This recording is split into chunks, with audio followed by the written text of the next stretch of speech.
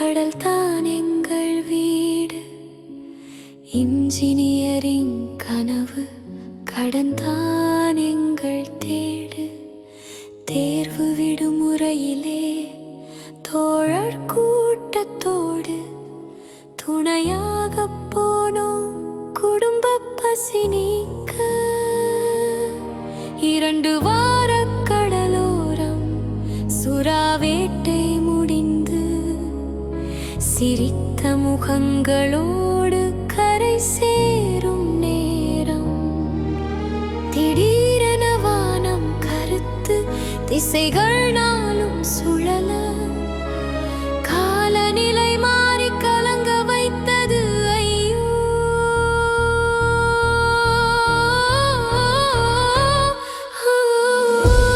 புயலே என் உதிரம் உறைய வைத்தாய். கரை சேரும் கனவுகளை கடல் கொள்ளையடித்தாய். தாயின் முகம், தங்கையின் பாசம், தம்பியின் கேள்வி, என் மூச்சோடு மூழ்க நீதி யார் சொல்வது? கடல் நடுவே என் கனவு சாயும்.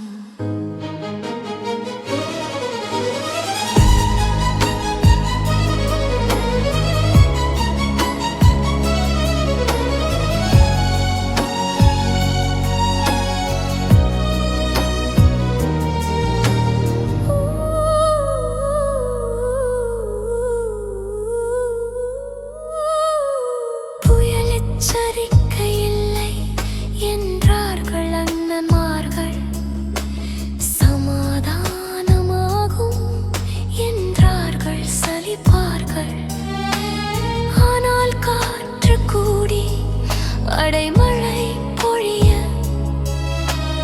அலையில் எங்கள் படகு அனாதையாய் தத்தளிக்க. கப்பல் தலைவன் குரல் கடலோர பாதுகாப்புக்கு அழைத்தான் அழைத்தான், பதிலே இல்லை. அப்போது அறிந்தோம் அரசாங்கம் தப்பி போக மீனவர்களை மட்டும் நடுக்கடலில் விட்டு. நடுவானின் மின்னலிலே தெரிந்த காட்சிகள் 100.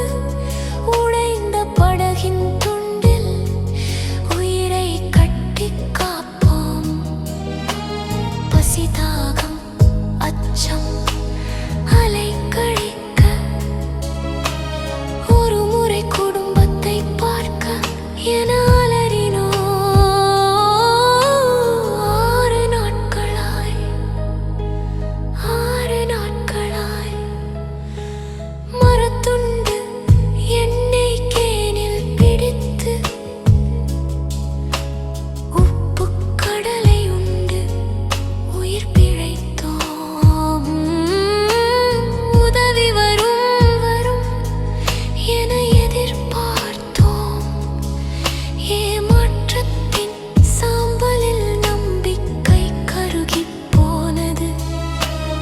அருகில் மிதந்தன உறவுகளின் உடல்கள். எங்கள் பாவம் என்ன? எங்கள் பிழைப்பு பிழையா?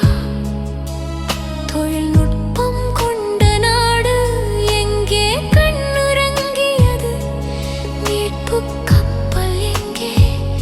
ஏன் இந்த துரோகம்? கரையோர கிராமங்கள் கண்ணீரில் மிதக்க. அழுகை சத்தம் விண்ணை தொட்டு ஓலமிட. ஆசை மகனே, அப்பா, அண்ணா என அழைக்கும் குரல்கள் என்